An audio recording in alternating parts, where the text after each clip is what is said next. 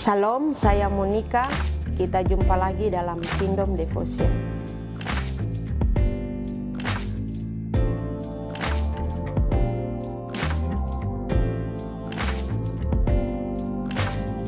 Pada beberapa waktu yang lalu kita sudah berbicara tentang kitab Keluaran, dan pada kesempatan ini kita akan berbicara firman Tuhan dari kitab Titus yang berbicara tentang kasih karunia.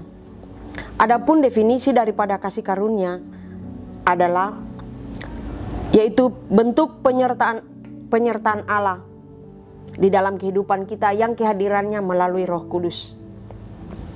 Kita boleh melewati hari-hari hidup kita hingga pada saat ini. Itu adalah berkat kasih karunia Allah dan itu adalah bentuk penyertaan Tuhan. Kita sudah menerima keselamatan dengan cuma-cuma. Itu bukan karena usaha kita, tapi itu jelas-jelas adalah pemberian Tuhan semata-mata. Dan itu dengan jelas dikatakan dalam Titus 2 ayat yang ke-11. Demikian dikatakan, karena kasih karunia Allah yang menyelamatkan semua manusia sudah nyata. Dan kita lihat lagi dalam Efesus 2 ayat 8. Sebab karena kasih karunia kamu diselamatkan oleh iman, itu bukan hasil usahamu, tetapi pemberian Allah semata-mata. Jadi, saudaraku yang terkasih dalam Tuhan, betapa bersyukurnya kita sebagai orang yang percaya, yang telah menerima kasih karunia itu, yaitu keselamatan lewat pengorbanan Tuhan Yesus di kayu salib. Ada begitu banyak hal yang sudah kita alami, yang sudah kita terima, yaitu salah satunya keberhasilan kita dalam berbisnis atau dalam pekerjaan kita. Dengan kehadiran teman-teman yang baik di sekitar kita pun, itu merupakan berkat kasih karunia Tuhan, karena Tuhan begitu mengasihi kita. Kasih karunia juga bertujuan mendidik kita. Mari kita lihat dalam Titus 2 ayat 12. Dengan jelas dikatakan, Ia mendidik kita supaya kita meninggalkan kefasikan dan keinginan-keinginan duniawi, dan supaya kita hidup bijaksana, adil, beribadah di dalam dunia sekarang ini. Jadi dalam firman ini, dalam nats ini, kita diingatkan agar dalam kehidupan kita senantiasa akan beribadah kepada Tuhan. Lalu bagaimana respon kita dalam kita menerima kasih karunia itu? Bagaimana kita harus merefleksikannya dalam kehidupan kita sebagai orang percaya? Apakah dengan kita selalu menghakimi orang lain? Ataukah kita akan menyalahkan orang lain? Atau kita hidup saling mengasihi sebagaimana Tuhan sudah mengasihi kita?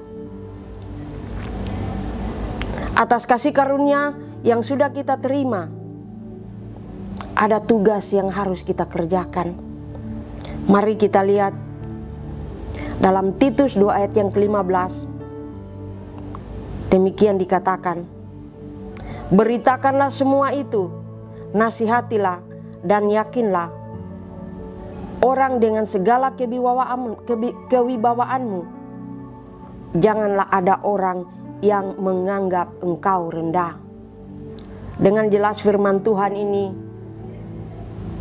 mengingatkan kita, memberi sebuah pesan agar kita memberitakan kebenaran firman Tuhan.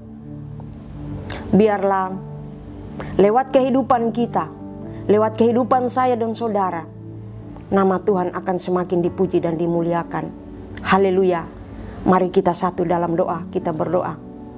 Terima kasih Bapa di surga untuk kasih karunia-Mu Tuhan, yang sudah kami terima, yang sudah kami alami Tuhan di sepanjang perjalanan kehidupan kami. Kami boleh ada hari ini Tuhan, itu semata-mata hanya oleh karena pemeliharaan-Mu yang tiada pernah berhenti dalam kehidupan kami.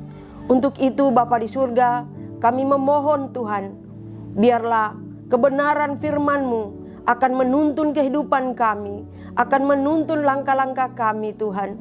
Biarlah di dalam perjalanan kehidupan kami mampu untuk mempraktekkan akan perintah-Mu, akan kebenaran firman-Mu Tuhan. Dan kami boleh menjadi suratan Kristus yang boleh dibaca oleh semua orang. Sehingga dimanapun kami berada Tuhan, nama Tuhan akan dipuji dan dimuliakan.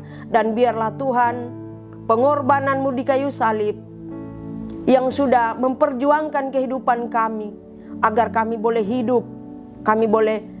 hidup saling mengasihi Tuhan, sebagaimana Engkau telah mengasihi kami. Terima kasih Bapa di surga untuk pengampunan-Mu yang sudah kami terima di dalam kehidupan kami. Inilah Tuhan doa kami yang kami sampaikan di dalam satu nama, yaitu Yesus Kristus Tuhan yang sudah menebus dosa kami. Haleluya. Amin.